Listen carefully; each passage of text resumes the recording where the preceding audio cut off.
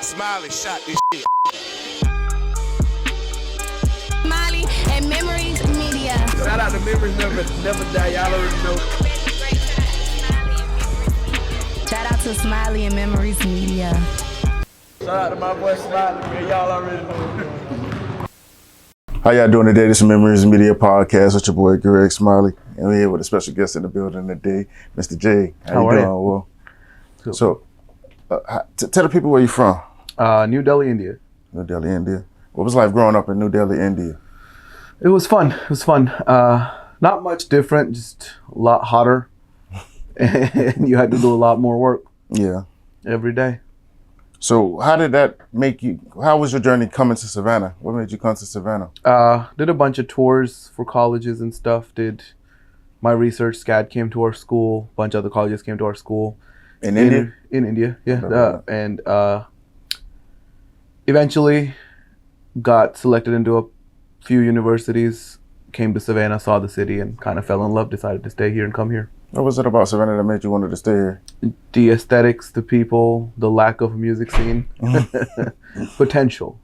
So how did that make you get into marketing and advertising? So when I came to SCAD, I came to study graphic design and motion media, and switched majors a decent amount of times until I ended up with advertising and marketing. Always had kind of a interest in events and event marketing, but not full-scale advertising and marketing, which SCAD kind of helped me grow into. So you would say SCAD was like helpful in your journey? Oh, for sure. Right. I tell everyone SCAD is whatever you make of it. The more you give it, the more you get. Yeah. So you opening up a new gym on Brighton Street, Yes, sir. Fitness on Brighton. Yes, sir. How was the journey on opening that? It's a project. It's a historic building. Always comes with a lot of obstacles. Old plumbing, old power. You got to do a lot to get stuff going. We got flooded during Hurricane Helene after we were almost ready to open, so we had to start from scratch. Yeah. A lot of hurdles, but we're here. We're resilient. We're not going anywhere. Do the city work with you on that since most of the buildings are old, or Not it's really. just it is what it is? It is what it is. That's Yeah. the Savannah way, bro. Yeah. What can we expect from your new gym? Well, there's a lot of facilities that are only offered by Fitness on Rotten Lake, steam, sauna, showers, downtown Savannah. There's no other options for those facilities. Besides that, we have open gym. We're working on getting classes going. There's going to be hopefully 6 classes a week. We have trainers. Easy accessibility is the number one thing that we offer. You live downtown, there's nowhere else you'd rather be than Fitness on Rotten. So you really, you're marketing towards people who live in the area and Live and work in the area. Most of our clientele currently is professionals who come in here before they work. They work out, they take a shower, they hit the sauna, go to work. Yeah. We offer locker services so they can put their work clothes in here, and everything's as easy as 1, 2, 3. Yeah, that sounds like a good little plan right there. So I want to talk about SCAD a little bit. Yes, sir. The soccer team just won the championship yesterday, I think, the women's soccer team. Oh, wow. So the Savannah College of Art and Design, known for its film studies, played for a national championship yesterday, which was Monday. The SCAD Bees beat Kaiser 4-1 to secure the program's first ever NAIA national championship. SCAD scored 3 times in the half of the title match to ensure the victory. What's your thoughts on SCAD's women's soccer team winning the championship? SCAD's women's soccer team was always strong. I had a bunch of friends. Most of the soccer team used to live at the Hue, and that's where I used to live. They were all on the 3rd floor. We were on the 5th floor.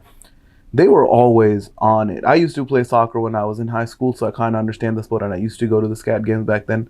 Unfortunately, since I got out of college, I haven't followed them that much. Yeah. But SCAD really, again, it gives you what you put in. The SCAD soccer team, most of SCAD sports put in a lot of effort and time into making themselves better, so Yeah. it's finally paying off. Their equestrian team's very strong. Their lacrosse team's very strong. But I did not know they won a championship. I'm very happy that my alma mater is winning championships now. Yeah. Did you get a chance to play while you was there? Or No, I kind of did not do sports when I was at SCAD. Yeah. Kind of gives an idea into my health now. Also dealing with SCAD, SCAD buying Savannah. So SCAD owns 179 properties, and has reshaped the historic district, the Victorian and the street car districts, south of Forsyth Park, and etc. Residents in the areas talk about the impact on the property values and the displacement of the neighbors and the effect of SCAD's growth has on their quality of life. Is SCAD, would you say SCAD is gentrifying Savannah? Yes and no. SCAD's not gentrifying Savannah as much as Savannah is gentrifying Savannah. Mm-hmm. If you look at local businesses, everything is catering more towards tourists, and the unintentional consequence of that is a gentrification. Yeah. Prices go up. That means a different cream of people is coming in. That's just every metropolitan city that's growing. That's what it's turning into, unfortunately, or fortunately, depending on how you look at it. Why do you think SCAD is catching most of the blame instead of the Easy actual target. city? Yeah. Easy target. It's a profitable, people-forward business, so it's easy to target and say that it's entirely their fault. They definitely play a part in it, but they're not solely to blame. Yeah. What has SCAD done for Savannah? The good things. The amount of money that flows into the city now compared to what it did in the 90s. Neither of us were here in the 90s, but both of us have definitely heard the stories of what Savannah used to be versus what it is now. I don't think there would be Kessler projects and Hilton projects and Marriott projects and multiple new skyscrapers that are slated to be done in Savannah in the next 20 years. Yeah. That would be there without SCAD coming in. And So speaking of, in a sense, skyscrapers, SCAD is buying, they brought a new building that's 17 stories, a dorm, on Indian Street. The building market value is $26.7 million, but receives educational tax exemption for the 2024 school year. Some say it takes away from Savannah's historic skyline, but some say it gives Savannah a new look. Should Savannah move on from the historic architecture look, or should they move on to like a modern look? no, I think the historic architecture look is definitely what sets Savannah apart from all the other metropolitan growing cities that we just talked about. I am definitely not a big fan of the 17-story building that besmirks the entrance off the bridge coming into Savannah, because that's all you notice now instead of the beautiful historic town that lies behind it. Usually, from what I noticed, up until that building, SCAD was very careful on what they were building and how they were building it. And they were kind of trying to preserve the historic look of the city by fixing buildings that were deteriorating and using them. I think some amount of blame lies with city planning, because if you look at the block that 70-story building is in, all of it is modern apartment complexes, and they all have a modern look. SCAD needed a bigger space because they're getting in more students, and everyone gives SCAD trouble about how many properties they own. So now the only where, if they can't go this way, they gotta go this way. But to fit into that block, they had to go with the modern look. That's my thought process. I don't know how true that is. And that kind of ruined the project in my eyes. Like, if they had stuck to the historic look and made like a European architectural design that would have fit in more with the city and maybe set an example for all the other projects that are coming, like what is the hotel they're putting here on Bull Street where Jimmy John's used to be? I don't even know. Ritz-Carlton. The Yeah. Ritz-Carlton. Maybe they would follow That's similar crazy. designs. Yeah. So with SCAD building that building, you think there's more people coming in to build more buildings like that, more modern look, high I hope not. skyscrapers? I hope not. I have a small amount of influence in certain projects that come into the city, and I can put my words in people's ears, and every time I get a chance to do so, I try to preserve the historic nature of our city. Do you think the historic look will last, or you think it's inevitable? I am not educated enough in the matter to make a statement on that. I hope it lasts, is all I can say. I can do it.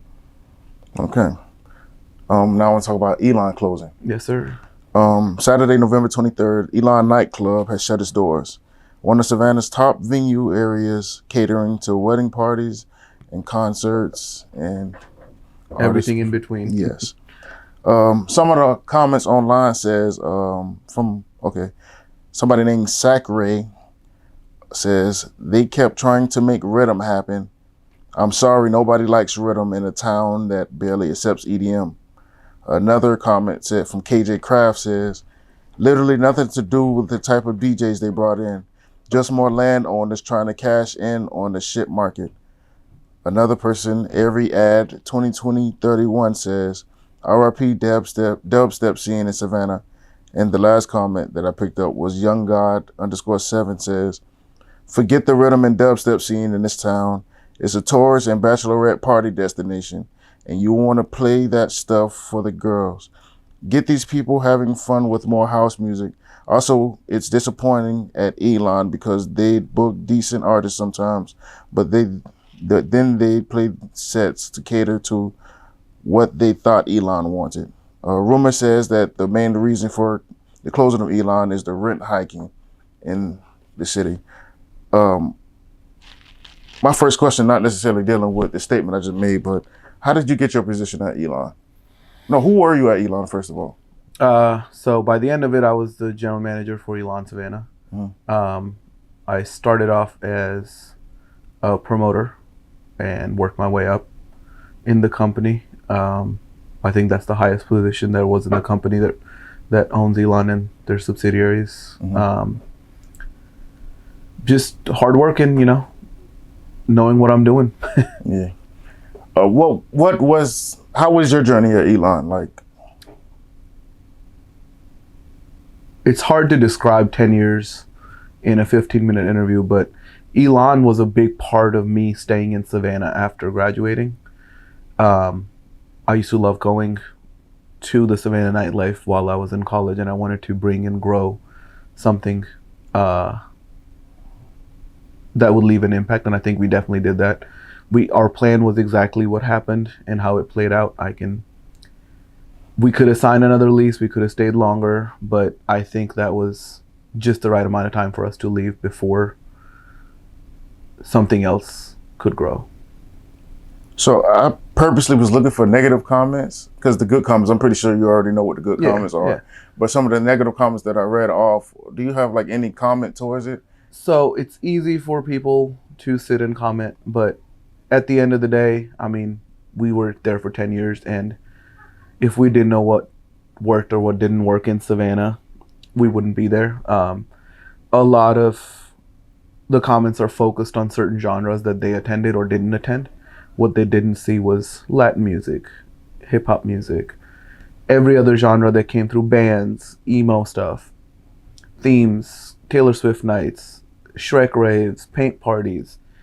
Yes, we had a decent amount of rhythm artists, but Savannah used to and still is a very heavy rhythm crowd. There's other places you can go where you will hear that music. The big reason that the EDM scene in Savannah diluted was because the EDM scene in Jacksonville and Charleston grew. When Elan opened, there was no EDM scene in Jacksonville or Charleston, and everybody within 200 miles of us would drive to Savannah for shows. COVID happened, people stayed home, people had money to spend, and new venues popped up. Trio took over a lot of EDM in Charleston.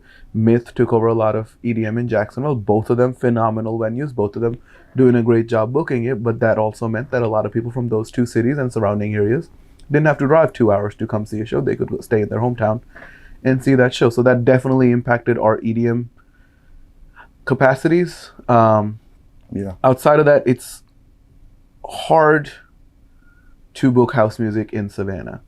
As someone commented, it's a city of tourists, but you can't rely on tourists to show up and align with the availability of artists. So we had to stick to stuff that would work with a guaranteed audience. And even if, EDM lost us a decent amount of money that we made up on other events, but it was a passion project for everybody to bring EDM to Savannah. I think we did a good job of it, and hopefully it grows even after we leave. What are some of your comments on the rent hikes in the city for the venues? As the city grows, rent's gonna grow. Again, citing COVID, a lot of price hikes happened during COVID because a lot of people bought property, and there's I don't want to use the word bubble as far as real estate goes in Savannah, and it's slowly bursting, where you can see in commercial real estate, not as much in commercial real estate, but in residential real estate, the market has slowed down. A lot of my real estate friends aren't really as busy as they were the last couple of years. Yeah. That'll slowly peak into commercial, and people realize that the numbers that they're asking for in certain places aren't realistic, and hopefully they can go back to normalcy and small businesses being can a thrive long time again. before they realize? Because I agree with you also. So I don't think so. I think it'll be pretty quick. I mean, the mortgages on these historic buildings are insane. Most people can't afford to just let them sit empty, and if they don't start moving and selling, they're going to have to lower the rents. So what you saying that do you think there's a chance Elan might come back if they lower it? No, to a good number? this was our 10-year project. It was a 10-year project. It's done. If something comes back, it'll be something different, completely different concept. Will your name be attached to it? I'll neither confirm nor deny that statement. I can dig. I'm Alright. currently busy between the gym and tap house, Yeah, and we'll focus on that for now and see what the future holds. I can dig.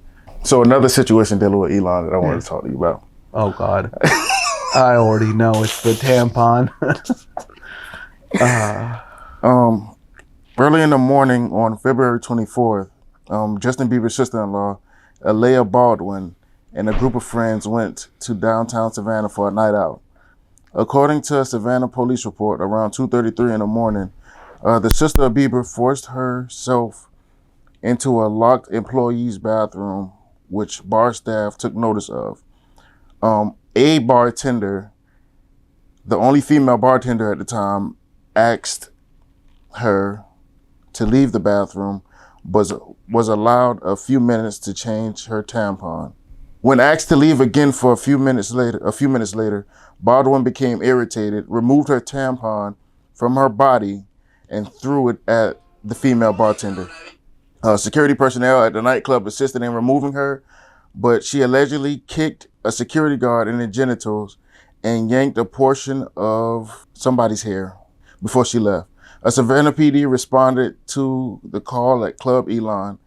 When police arrived, they found Bieber's sister's group, where she denied the allegations at first, but she admitted to throwing the tampon at the bartender. According to the filed police report, Bieber's sister claimed her actions against security was in self-defense. What was your thoughts on the situation? Were you there that night? I was. What was your thoughts on the situation when it happened? We all have nights where we consume alcohol and make bad decisions. She had one of those nights, and she has apologized, and we have left the matter behind. Everyone involved in the situation is satisfied with the outcome of our solution, and we're going to leave it at that. I can dig. So, a question that I have dealing with this situation is, what are your thoughts on bathrooms not being ready for customers when they're like drunk in bars and everything? Because it's like 2 to 3 stalls in most bathrooms, and there's a lot of people out there getting drunk. Yeah, so here's what happens. People come to bars, and people buy drinks, and then people go to bathrooms. And then people flush stuff that shouldn't be flushed down bathrooms. Every week, we dig out vapes, we dig out shock cups, we dig out tampons, we dig out necklaces, we dig out hair product, we dig out rolls and wads of paper towels, not tissue paper, paper towels. If someone comes in at 9 o'clock and shoves a vape down the toilet and flushes it and clogs the toilet, we have to mark it out of service. I can't, during operation, completely dismantle our plumbing and fish out a vape. Yeah. Every time that happens, you lose the toilet. And as much as it sucks, there's no other solution to it besides telling people not to flush stuff down the toilet that's not meant to go down the toilet. Yeah. And we have signs for that, but unfortunately, certain people just don't know how to use restrooms, I guess. And I know some of them are accidents, vapes in your pocket, you're taking your pants down, falls, Yeah. but what happens way too much. Did this situation affect Elan as a nightclub? No. Was there like a negative word on Elan since it was Our like a attention celebrity? spans are so tiny now, brother, Yeah. that no one was talking about it after 36 hours. I got 500 phone calls the morning after from so many news outlets trying to buy the footage, and A day and a half later, nothing, silence, no one cared. Yeah. That's just how our news cycle works. That's how it goes. Yeah. All right. The last segment that I have to talk to you about. Walmart sparked outrage after customers claimed to find slippers, undergarments, and swimsuits with images of Lord Ganesha printed on them. Many social media users shared screenshots from the Walmart website showing the products and accused the retail giant of hurting religious sentiments of the Hindu community. A comment said, Walmart featuring Lord Ganesha on underwear and casual wear is deeply disrespectful to Hindus. Deities are not a fashion statement. They hold profound spiritual significance. Please consider this product line to show respect for religious symbols. Who is Lord Ganesha and what is Hindu, just to start that off? So Hindus are people who follow the Hindu religion, which is Hinduism. Ganesha, excuse me. Lord Ganesha is one of the deities. There's a lot of deities in the Indian culture. He's one of them. He is Lord Vishnu's son.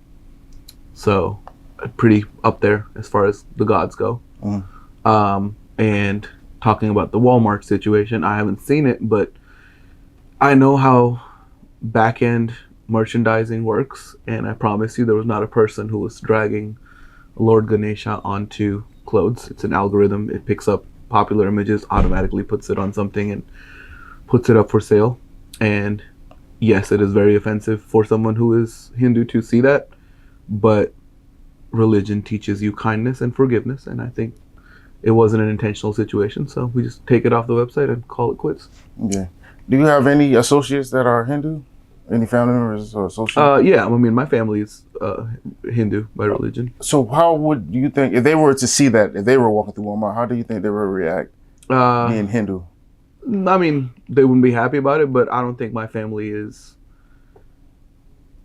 that intense. They're more understanding and relaxed than most people you would see, and tolerant. And I don't think this was in a Walmart. I think it was an online retailer. Yeah, I doubt that Walmart actually let them print that. I think that's an external retailer using Walmart as a reselling website. Yeah, that makes sense.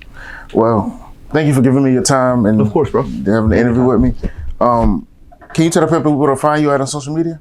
J Trikha Presents on everything. And what can we expect from you in 2025? A lot of big things.